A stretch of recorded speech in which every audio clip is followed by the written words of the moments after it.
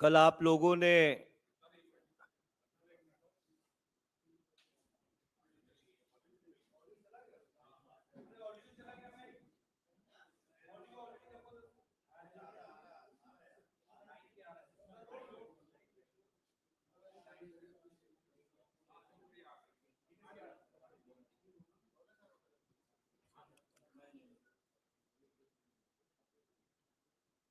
आपकी सबकी अनुमति से आरंभ किया जाए।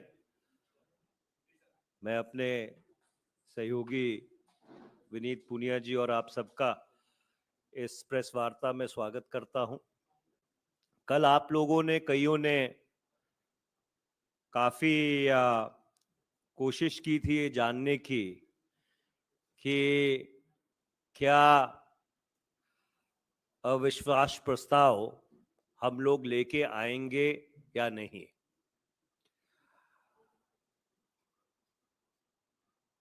नियम और कायदा ये कहता है कि जब तक अविश्वास प्रस्ताव या किसी भी प्रस्ताव का अधिकृत तौर के ऊपर नोटिस ना दे दिया जाए तो उसके बारे में चर्चा करना उचित नहीं रहता, और इसीलिए कल हमारे हाथ बंधे हुए थे।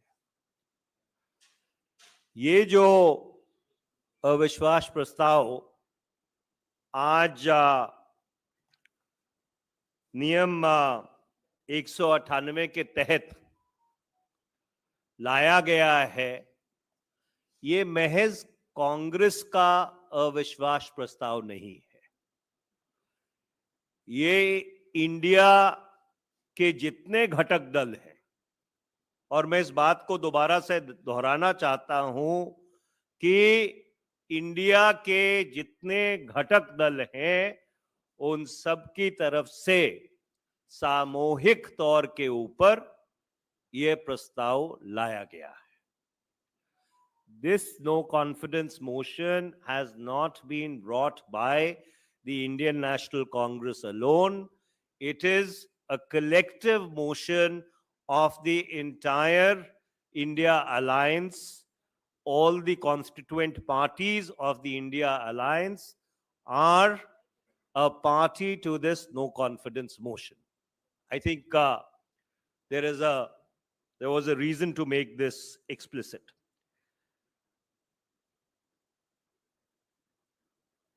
इस अविश्वास प्रस्ताव को लाने के पीछे हमारी मंशा क्या थी, या ऐसी जरूरत क्यों आन पड़ी कि सामूहिक विपक्ष को यह अविश्वास प्रस्ताव लाना पड़ा। और उसका कारण बड़ा साफ है। उसका उल्लेख मैंने कल भी बहुत विस्तृत तौर पे किया था कि पिछले 83-84 दिन से जिस तरह की मणिपुर में परिस्थिति बनी हुई है कि वहां पे जो कानून व्यवस्था है वो पूरी तरह से चरमरा चुकी है, वहां पे कौमों के बीच विभाजन हो गया है, वहां पर सरकार नाम की कोई चीज नहीं रह गई है, वहां पर जो राज्यपाल हैं उनका जो उत्तरदायित्व तो बनता है कि इस परिस्थिति को लेकर जो संविधान में धाराएं हैं उनका इस्तेमाल किया जाना चाहिए। ये जो सारे तथ्य हैं, इन तथ्यों ने हमको मजबूर किया कि हम केंद्र सरकार के खिलाफ अविश्वास प्रस्ताव लेके आए। हम ये क्यों मांग कर रहे थे, निरंतर और लगातार हम ये क्यों मांग कर रहे थे कि प्रधानमंत्री जी को दोनों सदनों के समक्ष आकर एक विस्तृत ब्यौरा देना चाहिए कि मणिपुर में जो परिस्थिति है वो इस मकाम पर क्यों पहुंची। और उसका सीधा सीधा कारण ये है कि ऐसे बहुत सारे सवाल हैं जिन सवालों का जवाब सिर्फ सरकार का शीर्ष नेतृत्व दे सकता है। गृह मंत्री ने जो सदन में, राज्यसभा में नेता प्रतिपक्ष हैं और माननीय कांग्रेस पार्टी के अध्यक्ष श्री मल्लिकार्जुन खड़गे जी हैं, उनको खत लिखा जो सार्वजनिक हुआ। लोकसभा में जो विपक्ष के नेता हैं श्री अधीर रंजन चौधरी, उनको खत लिखा जो भी सार्वजनिक किया गया। और सरकार ने ये कहा कि हम चर्चा करने के लिए तैयार हैं। तो हम सरकार से निरंतर और लगातार ये पूछते रहे कि अगर आप चर्चा के लिए तैयार हैं और प्रधानमंत्री इस बात को सदन के बाहर कह चुके हैं कि मणिपुर की जो घटनाएं हैं वो शर्मनाक हैं, उससे सभी 140 करोड़ देशवासियों का जो सर है वो शर्म से झुकता है, तो उनको सदन में आके बयान देने में क्या हिचकिचाहट है, क्या संकोच है।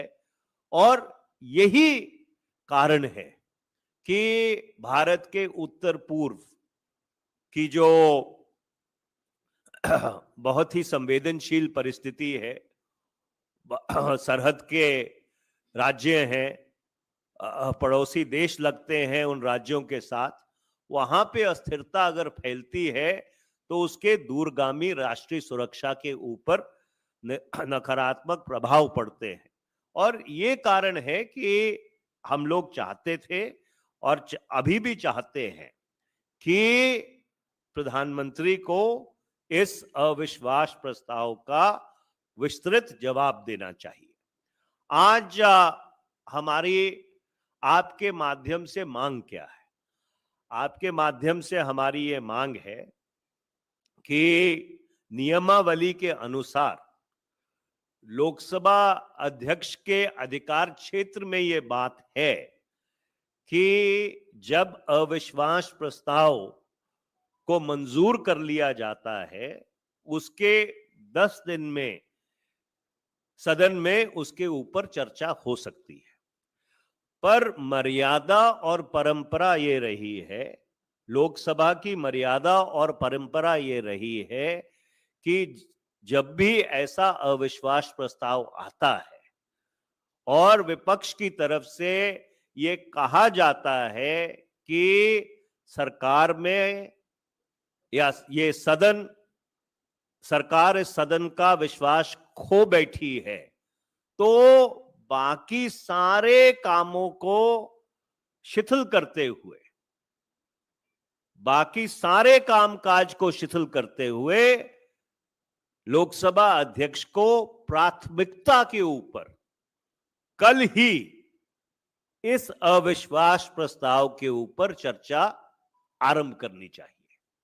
यह हमारी मांग है, क्योंकि जब सदन के समक्ष ये बात रखी जाती है और 100 से अधिक सांसद उठ के उसका अनुमोदन करते हैं कि हमारा सरकार में विश्वास नहीं है, तो और कोई कामकाज चले और कोई जो विधेयक हैं वो पारित हो या और कोई सदन की कार्रवाई हो, वो हमारे लिहाज से पूरी तरह से अनुचित है। और इसलिए हमारी दो टूक इंडिया की जो घटक दल है इंडिया के, उनकी सामूहिक मांग है कि बाकी सारे कामकाज को एक तरफ रखते हुए कल ही इस अविश्वास प्रस्ताव के ऊपर प्राथमिकता के ऊपर पे चर्चा होनी चाहिए।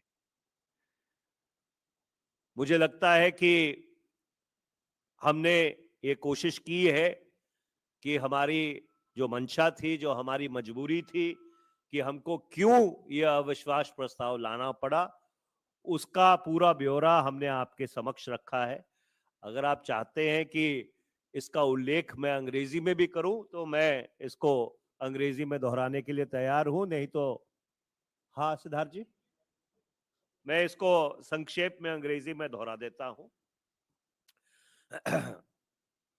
First and foremost, we would like to point out that this no confidence motion, which has been moved under Rule 198 of the Rules of Procedure and Conduct of Business in the Lok Sabha, is not of the Indian National Congress alone.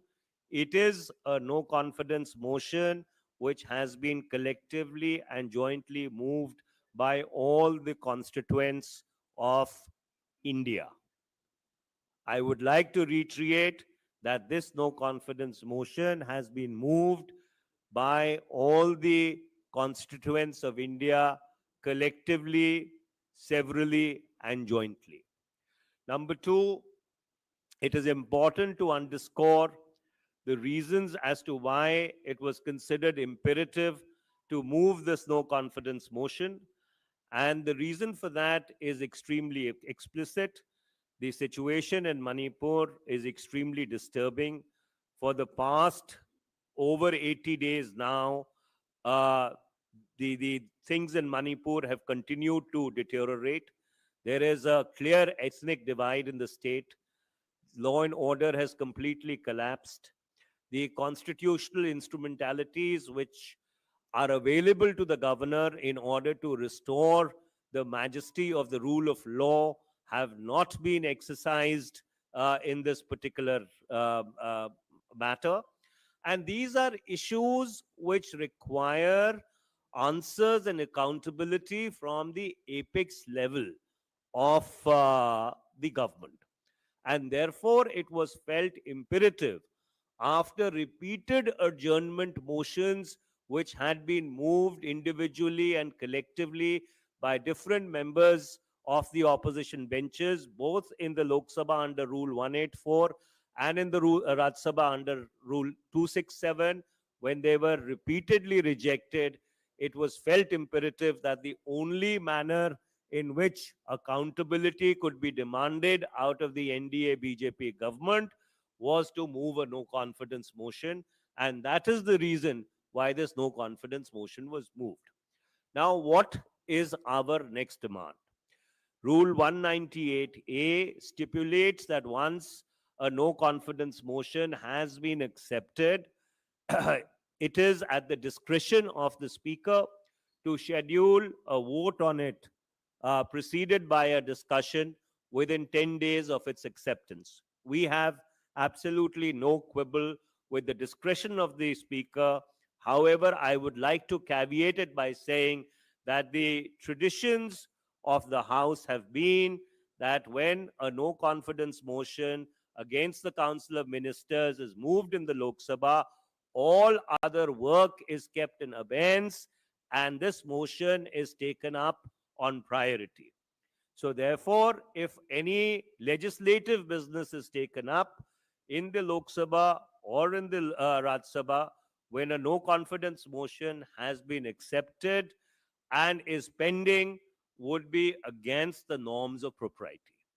Therefore, we would like to demand on behalf of India that this no confidence motion should be taken up for discussion tomorrow and it should be voted upon at the earliest. This, in brief, are the reasons why we felt it necessary to move this no confidence motion and why we feel that it is absolutely urgent that it must be taken up for discussion tomorrow itself. Thank you very much. If there are any questions, I would be more than willing to answer it. Sir आप लोग sir sir आप लोग लेके आ रहे हैं अविश्वास प्रस्ताव, लोकसभा अध्यक्ष ने जो है एक्सेप्ट तो कर लिया है, लेकिन नंबर्स की बात है, नंबर्स आप लोगों के पास नहीं है, तो जाहिर सी बात है डिस्कशन ही होगी, लेकिन जब आएगी बात डिवीजन की और बात आएगी बहुमत की तो गिर जाएगा। तो इसके पीछे ये बात भी आप लोगों ने कंसीडर की है क्या, एक राजनीतिक सेटबैक भी नंबर्स के हिसाब से लगेगा? और दूसरी बात ये कि जब अविश्वास प्रस्ताव आप लोगों का जो है एक्सेप्ट हो गया है और अगर लोकसभा अध्यक्ष आगे कोई डेट देते हैं, जैसे आप कह रहे हैं 10 दिन में कभी के अंदर चर्चा होनी चाहिए, आगे की डेट देते हैं, तो क्या तब तक विपक्ष सुचारू रूप से जो काम चल रहा है, जो स्टेलमेट अभी है, जो लोकजाम है, क्या वो जो है वो खत्म हो जाएगा? देखिए, सवाल नंबर्स का नहीं है, सवाल नैतिकता का है। तू इधर उधर की ना बात कर, ये बता काफिला क्यों लुटा। मुझे रहजनों से गर्ज नहीं, तेरी रहबरी का सवाल है। और मैं बताऊं काफिला क्यों लुटा, तेरा रहजनों से है वास्ता। मुझे रहजनों पे गिला नहीं, तेरी रहबरी पे मलाल है। सवाल ये है, बुनियादी सवाल ये है कि जवाबदारी किसकी है, जिम्मेवारी किसकी है। और जब सदन में इसके ऊपर डिवीजन होगा तो ये पता लगेगा कि नैतिकता की कसौटी पर मणिपुर में जो अत्याचार हुआ है, जो वहां पे बर्बरता की घटनाएं हुई हैं, जो वहां पे कॉन्स्टिट्यूशनल ब्रेकडाउन हुआ है, उस पे कौन व्यक्ति कहां खड़ा है। सवाल राष्ट्र की सुरक्षा का है, सवाल राष्ट्र की प्रभुसत्ता का है। तो इसलिए सवाल नंबर्स का नहीं है। सवाल यह है कि जैसे मैंने पहले कहा कि अगर उत्तर पूर्व में जो एक संवेदनशील भारत का इलाका है और जिसको 1947 से लेके आज तक हर भारत की सरकार ने कोशिश किया है कि भावनात्मक तौर पे, भौगोलिक तौर पर और हर तरीके से उसको भारत के साथ जितना ज्यादा जोड़ा जा सके, शामिल किया जा सके, उतना शामिल करने की कोशिश की है। Every government has walked the extra mile in order to emotionally and otherwise integrate the Northeast into India. And therefore, if the stability of the Northeast gets disturbed, if atrocities of the kind that we have seen get committed in that state, it becomes incumbent on every member of parliament then to take a personal position on that issue. I think that is what this no confidence actually demonstrates. Manish ji, मेरा सवाल है, इस वक्त जब आप press conference कर रहे हैं, अभी तक ये तय नहीं किया है स्पीकर ने कि नो कॉन्फिडेंस पे कब चर्चा होगी। सरकार ये दिखाना चाहती है बिजनेस एज यूजुअल। ये चर्चा हो रही है कि दिल्ली के ऑर्डिनेंस को लोकसभा में लेके आया जा सकता है। ट्रेडिशन ये रहा है कि नो कॉन्फिडेंस एक्सेप्ट होने के तुरंत बाद चर्चा होती है। तो अगर ऐसे में दिल्ली के अध्यादेश को लाया जाता है, क्या आपको लगता है कि जो चेयर है उसको तुरंत डिसाइड करना चाहिए कि ऑर्डिनेंस दिल्ली का आए, उससे पहले नो कॉन्फिडेंस के ऊपर चर्चा हो? देखिए, यही सवाल सिद्धार्थ जी ने भी पूछा था और आपने भी उसको दोहराया है। मैं आपका धन्यवाद करना चाहता हूं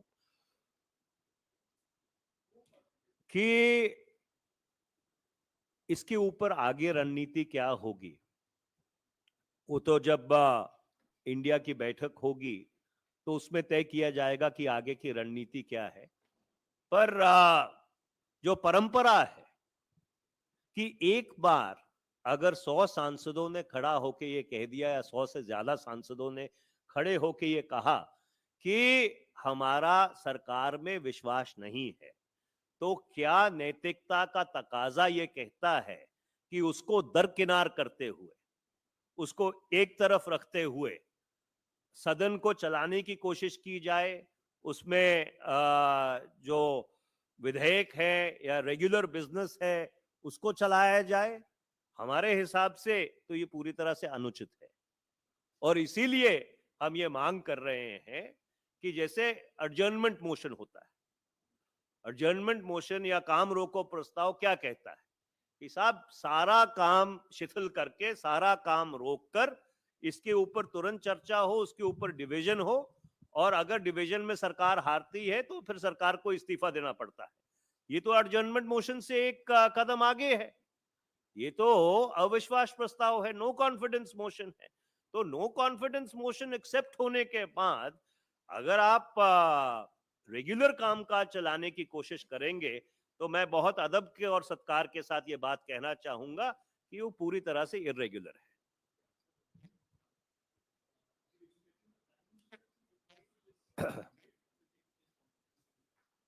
Well, if I read the motion correctly, it says that this House expresses lack of confidence in the Council of Ministers. The Council of Ministers is headed by the Prime Minister.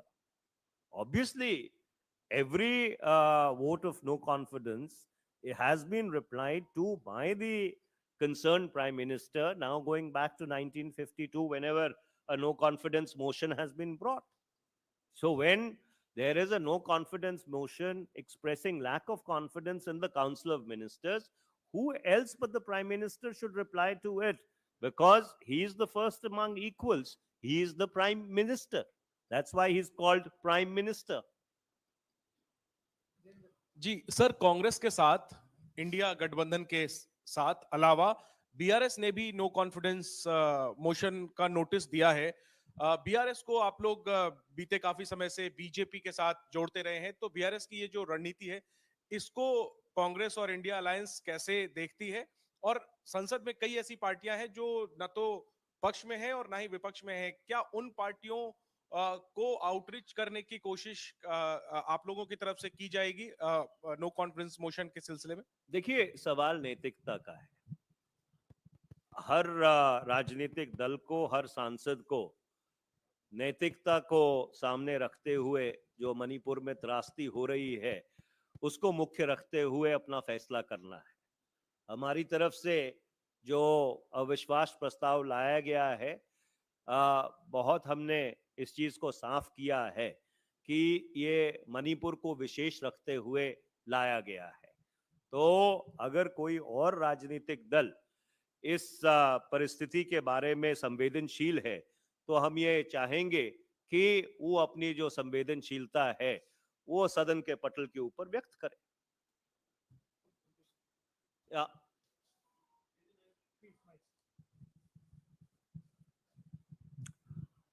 Sir, Delhi. Ma'am, we've not met. Could you identify yourself?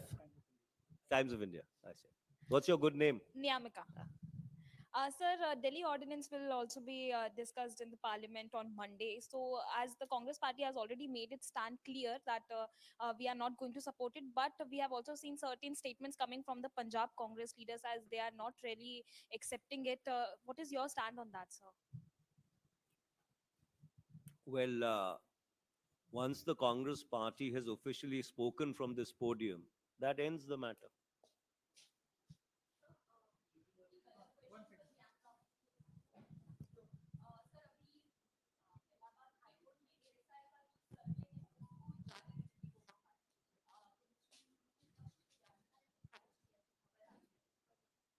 देखिए, मुझे इसके बारे में जानकारी नहीं है क्योंकि आप खुद कह रही हैं कि ऐसी खबर आ रही है। इसको हम संज्ञान में लेकर जो भी इलाहाबाद हाई कोर्ट का फैसला है उसके ऊपर अगर प्रतिक्रिया कोई बनती होगी तो जरूर आपके समक्ष रखेंगे। धन्यवाद। सरकार सुप्रीम कोर्ट गई है, उसको किस तरह से देखते हैं, जबकि कोर्ट ने ये कह दिया था कि 30 जुलाई तक जब तक उनका कार्यकाल है हटा दिया जाए? देखिए, उच्चतम न्यायालय का फैसला बिल्कुल साफ है। उच्चतम न्यायालय ने उसके ऊपर अपना फैसला सुना दिया है। अगर सरकार फिर याचिका लेके गई है तो उच्चतम न्यायालय उसके ऊपर जो उचित फैसला है वो जरूर देगा। पर जब एक बार फैसला हो चुका है और उच्चतम न्यायालय ने अपना जो निर्णय है वो सुना दिया है तो सरकार को उस निर्णय को एक्सेप्ट कर लेना चाहिए। सरकार ने खुद ये बात कही है। अगर मुझे याद है कि जिस दिन ये फैसला आया था, गृह मंत्री का एक ट्वीट आया था कि ये तो व्यक्तियों की बात नहीं है, ये तो संस्थाओं की बात है, और उसमें उन्होंने कुछ और चीजें भी लिखी थी जिसका मैं जिक्र नहीं करना चाहता। तो अगर सरकार ये मानती है कि संस्था व्यक्ति से बड़ी है तो फिर सरकार को उच्चतम न्यायालय के सामने दोबारा गुहार लगाने का कोई औचित्य नहीं बनता था।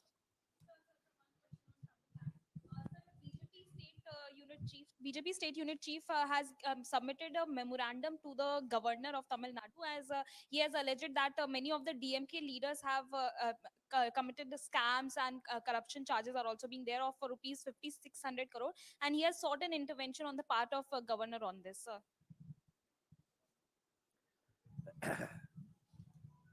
You see, the tragedy of the last 9 years is that this government has unfortunately stood criminal jurisprudence on its head. Fundamental criminal jurisprudence in the context of India holds that you're innocent until proven guilty. An allegation, an FIR, or even a charge sheet has no standing in law than being a mere appreciation of facts and events as understood by the investigating officer. Unfortunately, in this country, the NDA BJP government has turned the process into punishment. And the office of the governor has been completely politicized. In fact, with the 2024 elections approaching, these are certain systemic issues which require very serious attention. And I'm sure at some point in time, the India Alliance would apply itself to these very, very grave challenges which have crept up in our constitutional firmament. Thank you.